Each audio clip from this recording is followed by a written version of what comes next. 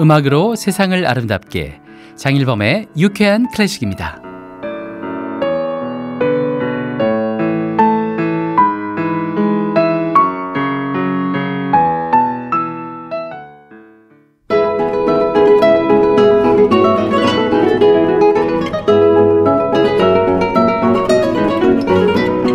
장일범의 유쾌한 초대석.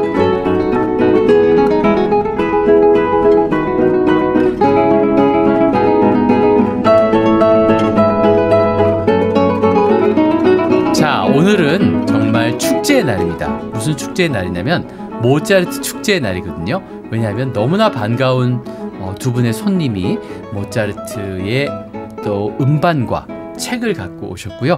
자, 아주 화제의 앨범과 책을 소개해드리겠습니다. 먼저 피아니스트 김수현 씨는 모차르트 리사이틀이라는 자신의 첫 앨범을 스타인웨이 앤 선스에서 발표를 했습니다. 그래서 이 앨범과 또 이야기를 나눠보고 연주도 듣는 시간 갖겠고요. 또 그 옆에 또 이채훈 작가님, 또 MBC 프로듀서 생활을 오래 하셨고요.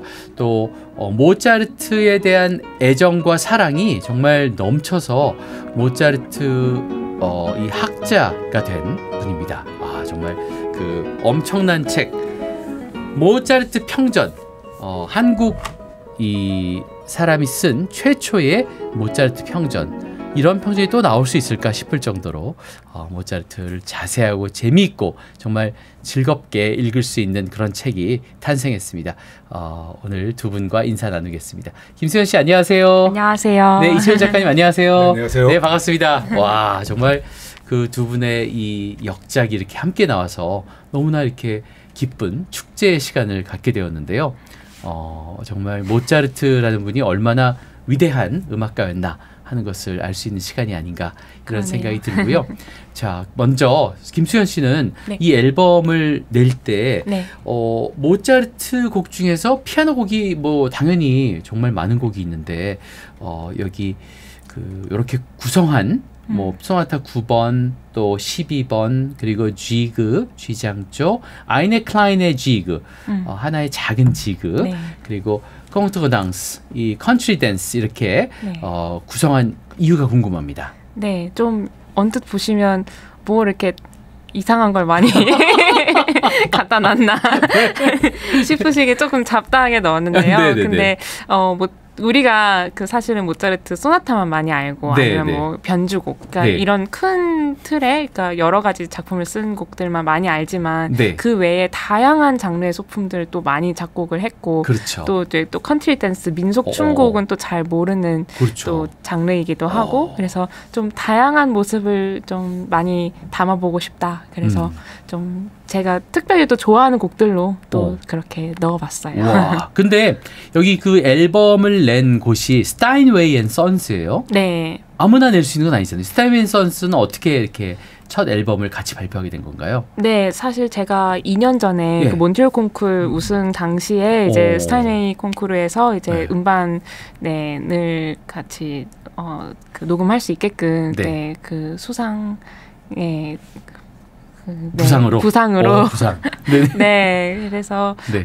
너무 좋은 피아노가 제가 미국에 가서 녹음을 했는데 네. 그 당시 그 너무 좋은 네, 스타인웨이 뉴욕 버전으로 네, 녹음도 하고 네. 또 이렇게 네 좋은 앨범을 발표하게 됐군요. 네, 앨범도 축하드립니다. 나오게 됐습니다. 지금 반응이 좋죠? 네, 또 네. 너무 감사하게도 네. 또 이제 좋은 리뷰들도 주시고 또 이제 주변에서도 축하도 해주시고 해서 네 분에 겨운 정말 복에 기범하고 겨운 아름다운 연주인 것 같아요. 이채훈 우리 작가님이 또 김수현 피아니스트를 굉장히 좋아하시고 이렇게 늘 높게 평가하시고 그러셔서 네, 감사합니다. 저한테도 옛날에 와 김수현 연주 들어봤냐고 너무 잘 친다고 정말 잘 치지 않냐고 이렇게 말씀하셨잖아요. 맞아. 예, 요번 앨범 모차르트 앨범을 받아 듣고 다 몇 번이고 들으셨을 것 같은데 어떤 느낌을 받으셨나요? 김수현님 연주를 딱 들으면 느낄 수 있는 게 굉장히 올곧은 품성, 네. 그다음에 그 마음을 담아서 연주하는 자세 네. 그 느껴져요. 네네. 그런 그 품성과 마음이 연주에 담겨 있어요. 예, 그래서 예. 모차르트 연주를 이렇게 하는 것이 저는 가장 바람직하다. 그래, 마음에 와닿는다. 네. 모차르트 음악은 늘 듣는 사람하고 매 순간에 교감을 하는 음악이라고 생각하는데 그렇죠. 김수현님이 그걸 너무나 잘 하시는 거예요. 그래서 저희 보배입니다. 그리고 네. 저한테 이게 사인도 해주셨는데 제 가보로 간직하면서 매일 듣고 알겠습니다. 자, 그리고 이렇게 모차르트 평전 이채원 작가님 쓰셨는데 음악사랑 자유의 밭이다 헤다에서 나왔거든요. 그래서 제가 이 작품을 이제 다 읽지는 아직 못했지만 쭉 읽고 있는데 너무너무 정말 특별하다는 생각이 듭니다. 왜냐하면 우리가 그동안 알았던 모차르트, 피상적으로 알았던 모차르트를 아주 깊숙하게 들어가셔서 그의 삶과 또 부모님들부터 해가지고 쭉 내려주셨는데 우리나라의 등산로의 화장실에서도 모차르트 음악이 나옵니까? 그렇죠. 어떤 음악이 나오죠? 뭐 아주 편안하게 들을 수 있는 클래식이 나오더라고요. 우리나라 사람들이 클래식 사랑이 좀 유별난 것 같아요. 네. 그래서 지하철 화장실은 물론 등산로 화장실에서 들을 수 있는데 뭐 모차르트와 쇼팽을 많이 들을 수 있어요. 아, 그렇군요. 네. 자, 모차르트가 어떤 사람인지 설명해 보려면 난감한 느낌이 들 것이다. 우리가 보통 뭐 아마데우스 영화를 본 이후에는 모차르트 이미지가 많이 바뀌어서 막 굉장히 그 장난꾸러기에 뭐 이런 아주 뭐 재밌는 좀 아동틱한 말을 많이 쓰는 뭐 이런 존재 이렇게만 알고 있지만 사실 굉장히 그 모차르트는 복잡한 존재 아닙니까? 네. 아마데우스에서 묘사된 모차르트가 뭐 틀리다고 할 수 없는데 그렇죠, 그렇죠. 그게 전부는 아니겠죠. 그렇죠, 그렇죠. 네. 모차르트가 뭐 불가사의한 천재라고 그러는데 본인은 굉장히 노력한 작곡가라고 스스로 얘기해요. 네. 고금의 그 위대한 작곡가 중에 내가 철저히 공부하지 않은 사람은 없다. 네, 그렇게 얘기도 했고요. 네. 그다음에 자기 연주를 듣고 동료 피아니스트가 깜짝 놀라서 나는 암만 열심히 연습해도 쩔쩔매는데 너는 어떻게 애들 노래처럼 그렇게 쉽게 연주하냐 그랬더니 더 이상 연습할 필요가 없을 정도로 열심히 연습했다. 네, 그렇게 얘기를 했죠. 그래서 네. 모차르트 갖고 있는 그냥 하늘에서 떨어진 천재, 외계인 뭐 그런 그 이미지보다는 실제 모차르트에 좀 접근하고자 노력했고요. 그리고 이 책에서 말씀하신 것 중에 제가 아주 깊숙이 각인된 그 말씀이 뭐 다른 드보르작, 뭐 쇼팽, 뭐 말러, 차이코프스키도 마찬가지지만 모차르트가 어렸을 때 그 천재성 근데 갈수록 더 깊어지는 음악을 이 끝날까지 보여줬잖아요. 그 말씀이 굉장히 저는 마음에 와닿습니다. 네. 피와 살로 된 인간이었고 또 그 시대 속에서 그 자유를 갈구했던 사람이고 또 예술가로서 정당한 인정을 받고자 분투했던 사람이죠. 네. 그런 점이 좀 충분히 강조되지 않아서 그걸 이제 강조했고요. 무엇보다 사랑 없이 살 수 없는 사람이었다. 네. 어려서도 사람들한테 연주하기 전에 절 사랑하세요? 라고 물어보고 날 사랑하세요? 네, 장난으로 누나가 아니 그랬더니 삐 울었다고 그러죠. 근데 그런 마음이 뭐 죽을 때까지 있었죠. 그리고 저는 이 얘기는 꼭 하고 싶은 게 추천의 말을 김수현 님이 써줬어요. 네, 제가 그 추천의 말을 어느 음악가에게 부탁할까 고민을 좀 했는데 진심으로 모차르트를 사랑하고 그 마음을 담아서 연주하는 분으로는 역시 김수현 님이 최고다, 거의 유일하다 그런 느낌을 받아갖고 무슨 말을 그래서 부탁드리더니 흔쾌히 또 써주셨어요. 네, 너무 영광스럽게 저한테 그 감히 추천사를 제가 또 쓰게 돼서 저도 이제 먼저 이 책을 읽어봤는데 너무 재밌어요. 일단 그렇죠.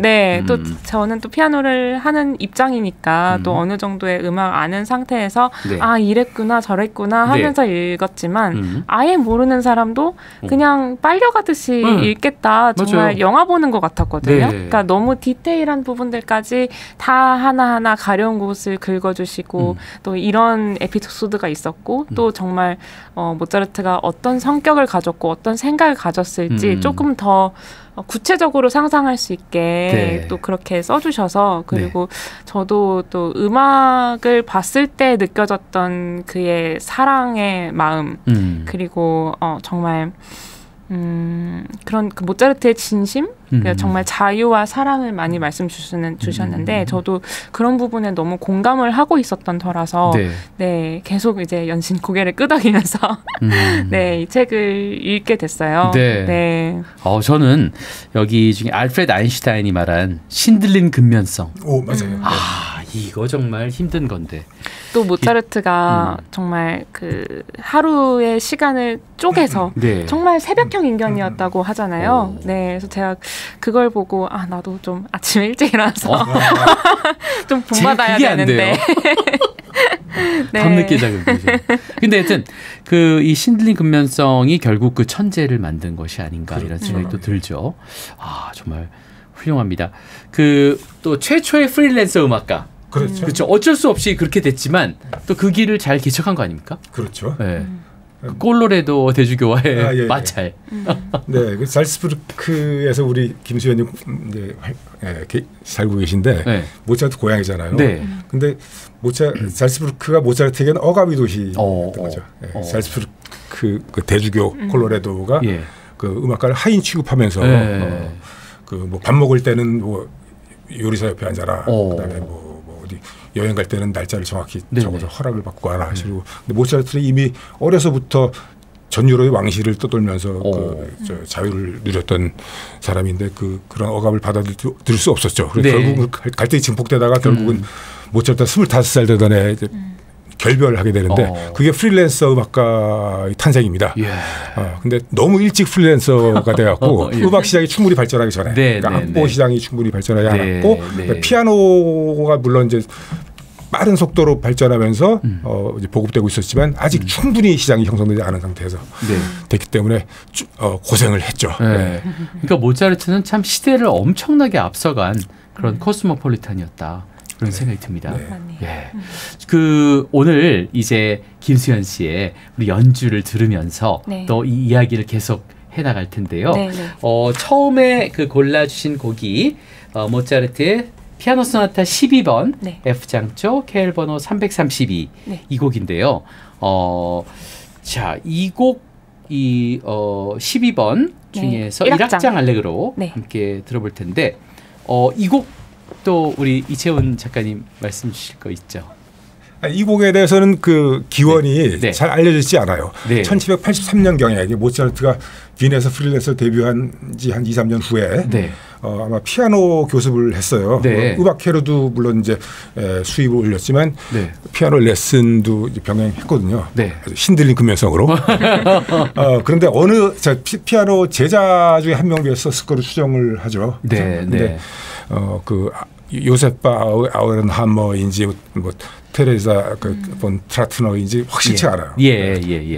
그렇군요. 또 이 당시 모차르트의 피아노 소나타가 다량으로 제작된 그러니까 작곡이 된 시기여서 정말 피아노 음악의 꽂힌 시기군요. 그때 작곡된 또 그 중에서도 너무 다양한 캐릭터가 많이 들어간 재미있는 곡이어서 제가 첫 곡으로 선정을 했습니다. 그럼 우리 김수현 양의 멋진 또 wolfgang Amadeus Mozart 리사이틀 앨범 중에서 함께 들어볼까요? 자, 우리 또 CPBS 평화방송의 이 모차르트의 또 아름다운 선율이 이제 흘러나갑니다. 박수.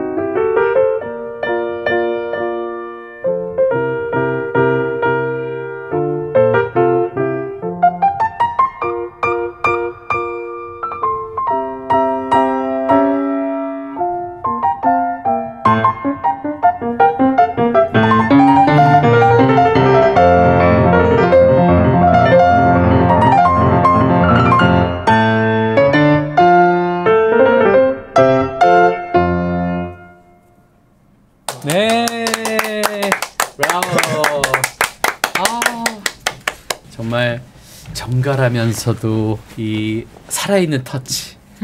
모차르트 어떻게 또 들으셨습니까? 아주 빠져서 들으셨잖아요. 이 곡이 왜 이렇게 재밌을까? 난 그 김수현의 해석을 좀 듣고 싶어요. 3박자로 된 춤곡이 계속 이어지잖아요. 근데 표정 변화가 확 극적으로 막 되기도 하고 네. 그걸 너무 잘 살리시는 것 같은데 어떻게 해석하셨는지. 네.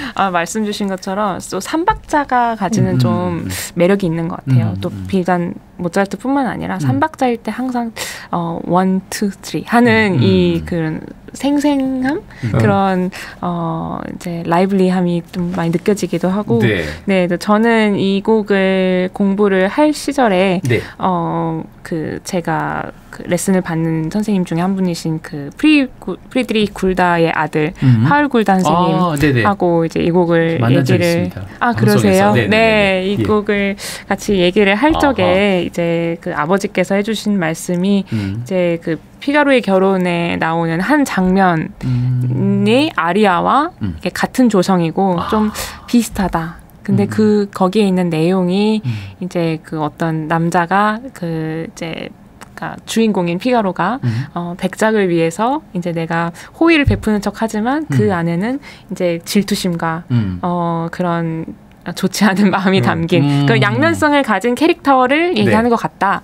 그런 얘기를 해주셨어요. 네. 그런 식으로 생각을 해보니까 이 곡이 또 장조로 나올 때와 갑자기 단조로 바뀌어서 나올 때 그런 극적인 캐릭터 변화 이런 게 정말 오페라처럼 느껴지고 그래서 사실은 저는 피아노 곡도 네. 또 다른 이제 기악 음악 곡도 결국에는 다 하나의 오페라, 하나의 그런 무대 음악으로 결국 귀결이 되는 것 같아요.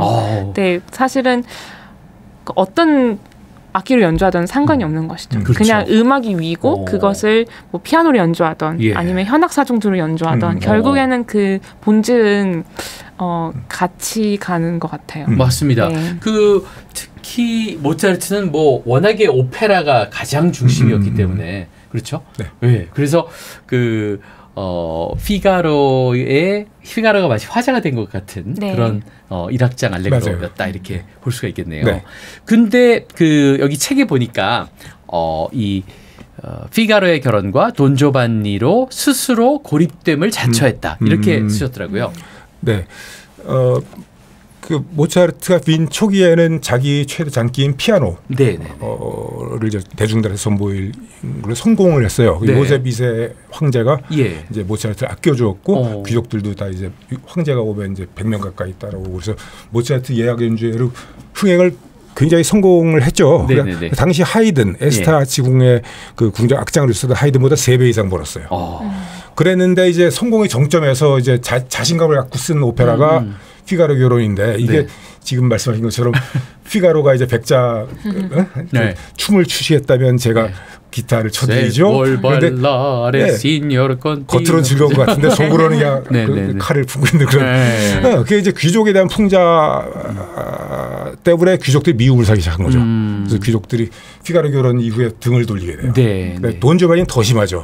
돈조반니가 귀족이잖아요. 그쵸. 그 모든 악행을 뭐 고발하는 오페라고 그 악행에도 뉘우치지 않으니까 결국 파멸하잖아요.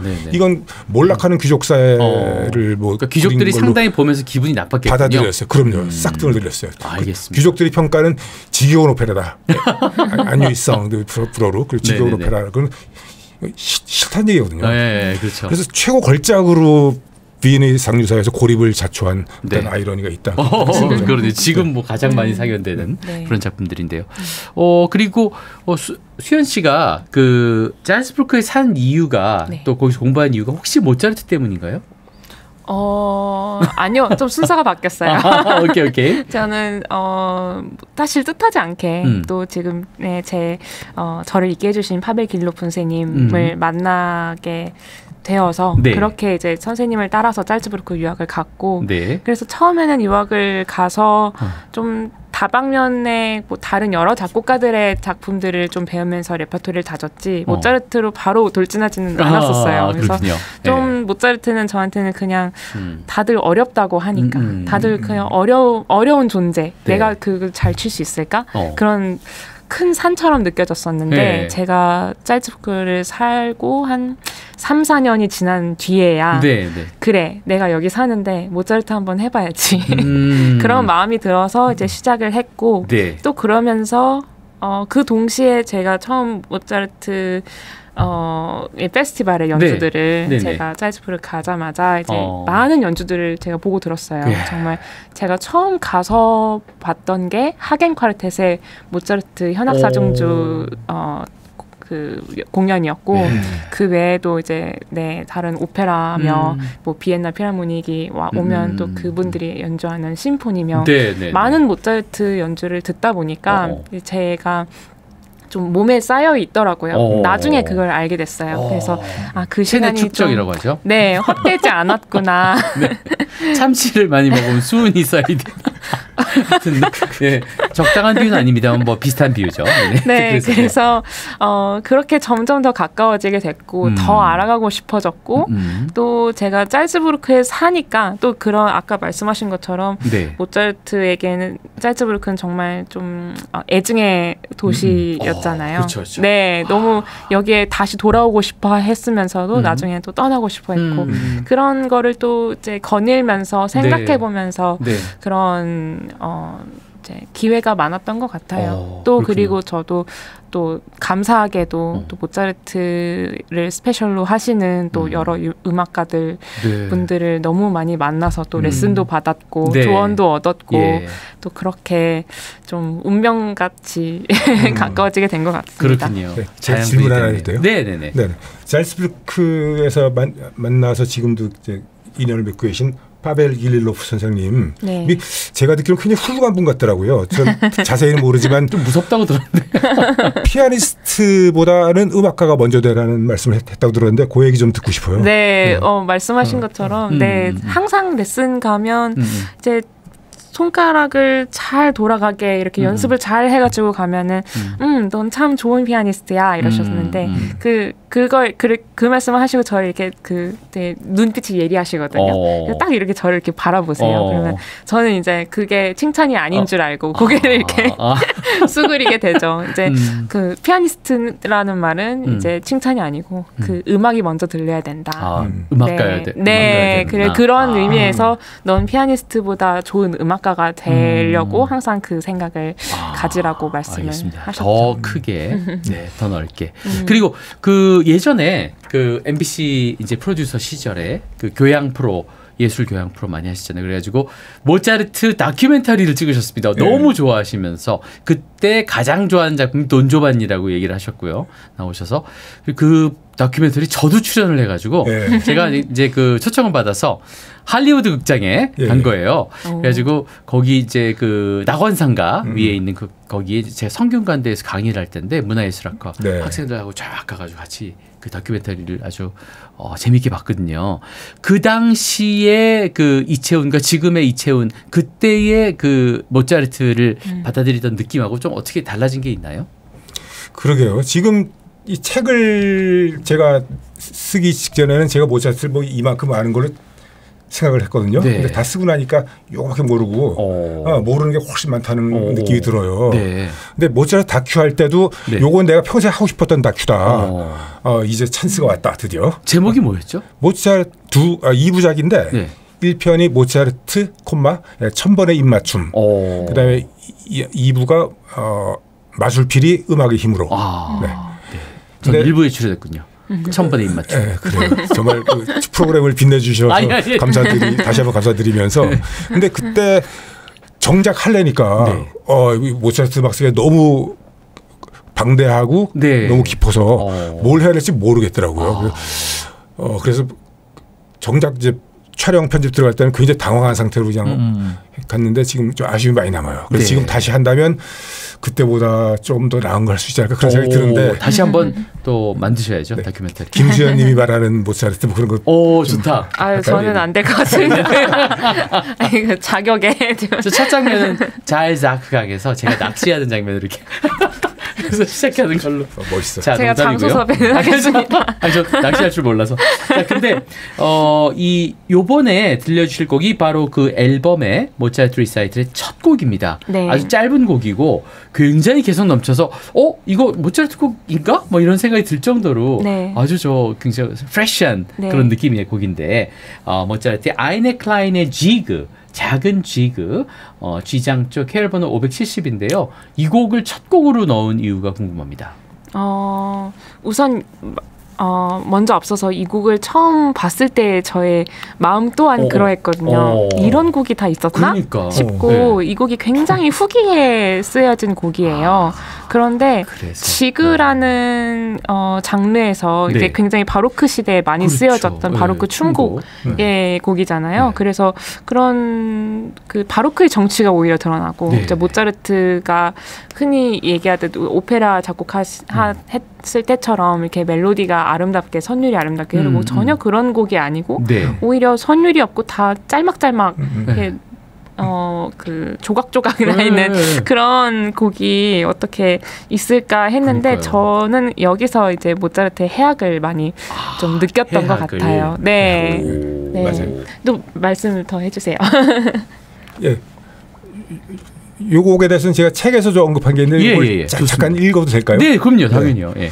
1789년 모차르트가 33살 되던 해에 이제 프로이센 여행을 가죠. 네. 그래서 드레스덴, 라이프치히, 포츠담, 베를린을 방문하는데 네. 라이프치히는 특히 바하가 오랫동안 칸토르로 활약했던 데잖아요. 네. 그래서 이곳에서 이제 모차르트가 평소부터 존경해왔던 바하 음악을 이제 마주치게 되는데 예. 이 아이네 클라이네 지그는 그 바하에 대한 오마주가 들어있어요. 네, 그래서 그걸 제가 읽어드릴게요. 네, 좋습니다. 네, 편집할 때 좀 자르셔도 돼요. 아닙니다. 모차르트는 4월 20일 라이프치히에 도착했다. 바하가 1723년부터 세상을 떠날 때까지 27년 동안 일한 유서 깊은 곳이었다. 그는 22일 토마스 교회에서 오르간 독주회를 열어 바하에게 존경을 표했다. 모차르트가 1시간 동안 오르간으로 즉흥 연주를 펼치자 교회 칸토르 돌레스는 옛 스승 바하께서 환생하셨다고 속삭였다. 모차르트는 토마스 교회에 있는 돌레스의 사무실도 방문했는데 바하가 작곡하던 바로 그 방이었다. 교회 합창단은 바하의 모테트 새 노래로 주를 찬양하라 BWV 225를 불러서 모차르트를 환대했다. 모차르트는 바하의 본고장에서 연주되는 이 합창곡에 깊은 감명을 받았다. 네, 여기서부터 이제 지그 얘기인데요. 네. 라이프치히에 머물던 마지막 날인 5월 16일 모차르트는 작은 지그 G장조 KL 574를 즉흥 연주한 뒤 카를 엠마누엘 랭겔의 앨범에 악보를 적어주었다. 참된 우정과 형제로 바치는 감사의 선물이었다. 이 곡에는 바하와 핸델의 모티브가 들어있다. 네. 모차르트는 핸델 모음곡 8번 F단조에서 가져온 주제를 바하풍의 음계에 실어서 음악을 전개했다. 22번째 마디에서는 왼손으로 B플랫과 A음, 오른손으로 C음과 B음의 액센트를 주어서 바하의 이름 BACH를 암시했다. 모차르트는 이 곡을 작은 지그라고 소박하게 불렀지만 19세기 멘델스존이나 슈만이 시도한 성격 소품을 예견케 하는 작품이다. 네, 그렇습니다. 정말 네. 그 로맨티시즘이 나와서 저는 깜짝 놀랐어요. 모차르트가 이렇게 앞서가는 작곡가였구나 하는 것을 역시 느낄 수가 있었는데요. 그러면 우리 김수현 씨의 연주로 wolfgang Amadeus 모차르트의 Eine kleine Ziege G장조 KL 번호 570 함께 들어보도록 하겠습니다. 자, 연주 들어볼까요?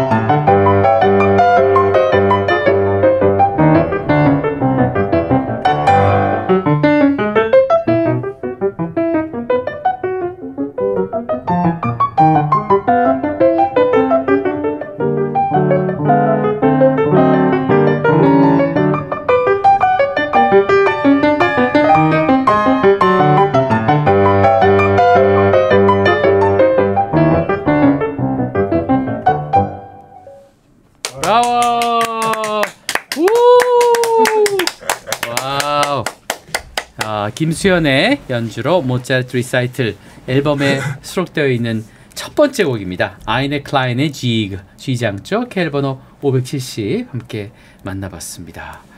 자, 이 정말 모차르트의 이 깊고 다양한 세계는 도대체 어디가 끝인지 모를 만큼 이런 멋진 곡들이 또 숨어 있다는 것을 우리가 알 수가 있는데요.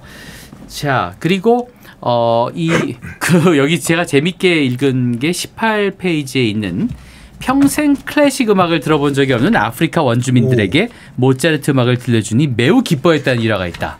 이런 얘기를 써놓으셨는데 정말 아프리카 원주민들도 좋아하는 모차르트군요. 그러니까 네. 한국에 우리도 좋아하잖아요. 그러니까요. 네. 그러니까 유니버설하게 네. 어떤 사람이든지 다 좋아할 수. 동물들도 좋아할 것 같아요. 그죠? 마술피리 보면 나오잖아요. 그러니까요. 네. 네. 마술피리 보니까 사나운 짐승들이 즐거워서 춤을 춘다. 그러니까요. 네. 그거 맞습니다. 자, 정말 유쾌한 클래식 진행하면 이렇게 고양이나 강아지가 아주 열심히 음악을 듣는 사람들이 고양이들이 있다고 맞아요. 이렇게 얘기를 해주시더라고요. 그래서 저도 본 것 같아요. 네. 모차르트를 발견하는 여행의 종착점이 아니라 새로운 출발점이 될 것 같다 이런 얘기를 하셨습니다.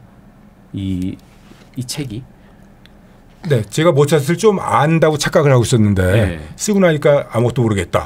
근데 이제 저 같은 아마추어는 당연히 그런 거고 네. 프로페셔널 음악가들 그렇게 얘기하더라고요. 머릿말에 이제 그 바리톤 토마스 크바스토프나 뭐 앙헬리카 키르실라거 네. 똑같은 얘기를 했더라고요. 신비 영역이죠. 근데 저런 바람이 있어요. 네. 그 전문 음악가들은 그걸 갈고 닦는 게 굉장히 힘든 일이잖아요. 그렇죠. 그러니까 그 문헌을 뒤져서 보고 그러기가 좀 힘든데 네. 뭐 저처럼 이제 비전문가가 아마추어가 이제 전문가들은 텍스트에 집중한다면 예. 이제 저 같은 아마추어는 이제 컨텍스트를 좀 읽는 거를 좀 문헌을 뒤져서 정리해서 전문 음악가에게 혹시나 요만큼이나 도움들이 있으면 얼마나 좋을까 그런 바람도 좀 조금 있었어요. 감이. 이렇게 겸손하게 말씀. 정말 큰 도움이 될 것 같아요. 철학을 전공해서 그러신지 아주 그냥 정말 인생을 또 통찰하고 계시군요. 자, 그 모차르트의 꽁토당스 이 컨트리 댄스, 네. 그러니까 폭 댄스잖아요. 그 컨트리 춤, 네. 이 작품 KL 번호 269B 가운데서 2번 G장조를 들으실 거잖아요. 네. 이 컨트리 댄스에 대해서 뭐 말씀 주실 거 있죠? 모차르트는 이제 프리랜서로 데뷔한 다음에 정규직을 얻지 못했어요. 근데 네. 1787년 31살 때인가요? 네, 31살이죠. 예. 그때 빈 궁정의 실내악 작곡가로 임명됐어요. 네. 연봉 800플로린, 네. 그리 많지 않은 연봉을 받으면서 궁정 무도회 춤곡을 작곡했거든요. 네. 근데 그 이전에는 이제 그때 필요할 때 이제 간헐적으로 춤곡을 썼죠. 네. 근데 제가 책에서 이제 모차르트의 잘 알려지지 않은 면모를 몇 가지 이제 서술했는데 네. 첫째, 네. 모차르트는 테너의 목소리를 갖고 있었다. 네, 친구들과 어울려서 노래를 부르는 테너. 진짜 그랬을 것 같아요. 저 같은 이렇게 테너. 발랄한 장희범님도 명랑 목소리. 두 번째로 당구를 좋아했다. 그래서 아일랜드 출신의 그 테너 마이클 켈리가 네. 모차르트가 당구를 친 내기 당구를 쳤는데 네. 매번 내가 졌다. 그렇게 쓰게 됐죠. 그 집에도 이렇게 사놨죠, 당구대. 당구대 있었죠. 네. 그래서 세 번째가 이제 춤을 좋아했어요. 콘스탄체 부인 콘스탄체 회고에 따르면 네. 모차르트 음악보다도 춤을 더 좋아하는 것 같았다. 네. 그래서 모차르트 춤곡에는 그 자연스러운 어떤 흥이 네. 들어 있고 정말 정말 정말 자연스럽죠. 네. 이제 피아노도 이제 몸으로 하는 거잖아요. 네, 그래서 네. 아마 피아노를 치실 때도 춤추는 것이 즐겁지 않을까 상상을 해보는데 모차르트 아마데우스에서도 막 이렇게 아이고 페포체이 이러면서 엄청 춤도 잘 추고 뭐 이런 모습이 있는데 자 그러면 이 시골춤 조금 얘기해도 돼요? 예. 근데 사실 이 그 컨트리 댄스는 우리가 생각하는 그런 3박자의 춤곡 waltz 이런 거랑 조금 달라요. 그리고 딱 2명이서 추는 춤이 아니라 여러 명이서 8명 혹은 16명 이렇게 그룹 댄스였거든요. 그러니까 소셜 사교적인 모임에 다 같이 모이면 그러니까 무슨 이제 식이 있을 때 이 곡은 이제 모차르트가 20살 정도의 그 동갑내기 친구한테 이제 이제 좀 써준 백작. 네, 체르닌 백작한테 이제 써준 곡인데 네. 저는 이 곡이 원래는 이제 오케스트라 편곡으로 나와 있었는데 이 곡이 또 피아노 버전으로 되어 있는 걸 제가 발견을 했어요. 그래서 사실은 굉장히 짧고 방금 친 지그만큼이나 짧고 되게 단순하게 쓰여졌는데 이제 이 곡을 제가 피아노 곡에 좀 맞춰서 여러 가지 좀 장식을 좀 더해서 그렇게 좀 만들어봤습니다. 좋습니다. 들어보도록 하겠습니다.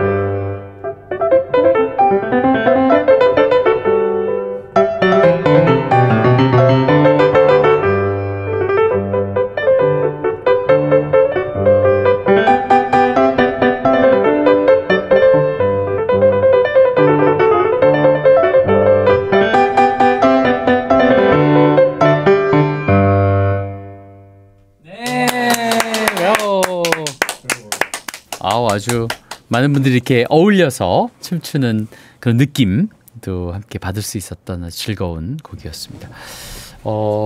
그 모차르트의 아다지오 이 작품도 굉장히 또 특별한 작품이잖아요. B단조 K번호 540. 네. 네. 사실 우리가 계속 얘기를 했죠. 모차르트가 굉장히 쾌활하고 가볍고 그런 면모만 알았는데 그렇지 않은 이면이 참 많다. 이거를 네. 정말 단적으로 보여주는 작품인 것 같아요. 그래서 이 곡은 제가 찾아봤을 때도 음악학자들조차 이 곡이 정말 무엇을 의미하는 바인지 무슨 생각에서 이 곡을 어떻게 작곡했는지 도저히 알 길이 없다. 그러니까 굉장히 이 곡은 그러니까 당시 아버지가 아버지의 죽음을 경험을 하고 네. 힘들어하던 시절에 작곡된 곡인데 또 그렇다고 너무 처절하게 슬픔을 경험하고 그 안에서 싸우고자 하는 의지나 이것을 벗어나고자 하는 의지조차 없이 굉장히 침잠하거든요. 네, 그러니까 그런 모차르트만의 그런 슬픔 그리고 슬픔을 표현하는 방식이 저는 다른 작곡가에서보다 더 유독 슬픈 것 같아요. 정말 마음을 좀 아프게 하고 좀 개인적으로 좀 연민의 감정이 좀 느껴지기도 하고. 네. 네. 그 모차르트가 사실 뭐 조울증 있었다 그러죠. 그래서 조증도 심했지만 우울증도 상당히 많았다는 그런 이야기가 있는데 이 아다지오를 좀 들어보면서 우리가 또 한번 모차르트의 다른 면모에 대해서 한번 느껴보면 어떨까 싶은데요. 네. 자, 그러면 이 아다지오 B단조 K번호 540 함께 연주 들어보도록 하겠습니다.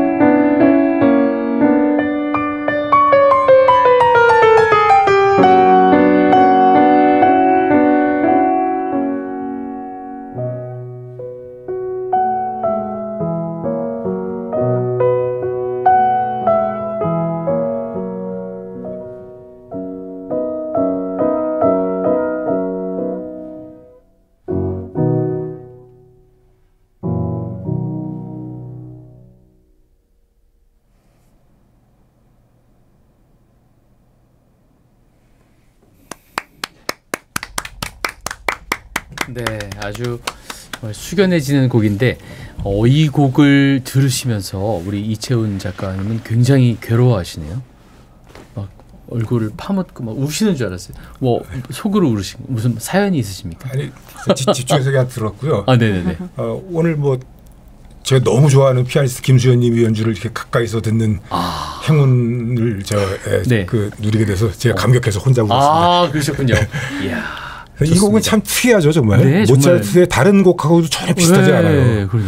네, 그 자기 내면의 슬픔을 표현할 때 지단조를 쓰게 썼잖아요. 네, 지단조 교향곡, 뭐 피아노 콜테트. 그렇지.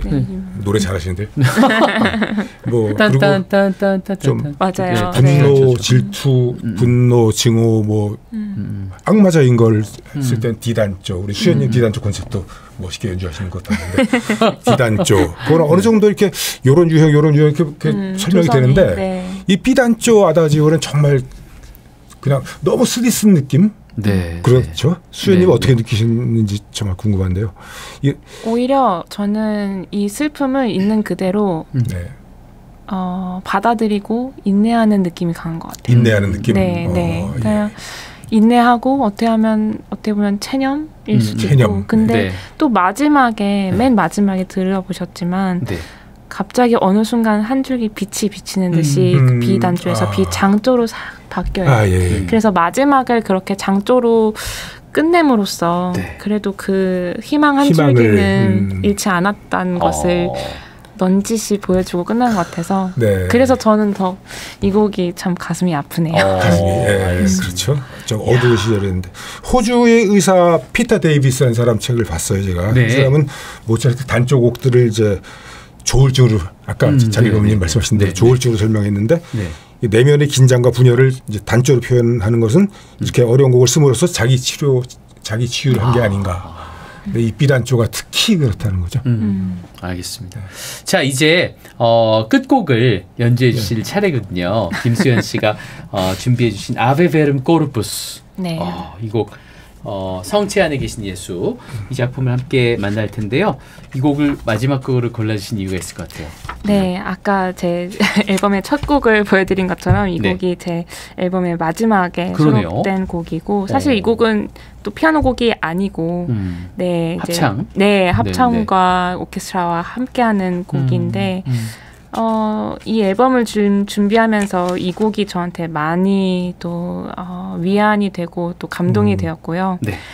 어떤 작품도 물론 모든 작품들이 다 위대하지만 그 중에서도 이 3분 남짓의 모차르트 작품이 그냥 그 사람의 모든 것을 말해주는 게 아닌가 싶을 정도로 너무 아름답고 고결하고 그러면서도 너무 단순하지도 않고 그래서 알겠습니다. 들려드리고 싶습니다. 프란스 리스트 편곡이고요. 이제 자리를 봐주시고 오늘 두 분 나오셔서 너무 감사합니다. 이 끝곡이라서 모차르트 평전 우리 이채훈 작가의 책과 또 김수현 피아니스트의 모차르트 리사이틀 함께 오늘 만나봤습니다. 정말 엄청난 모차르트 축제의 시간이었네요. 자, 여러분 함께 나와주셔서 감사합니다. 감사합니다. 감사합니다. 살베.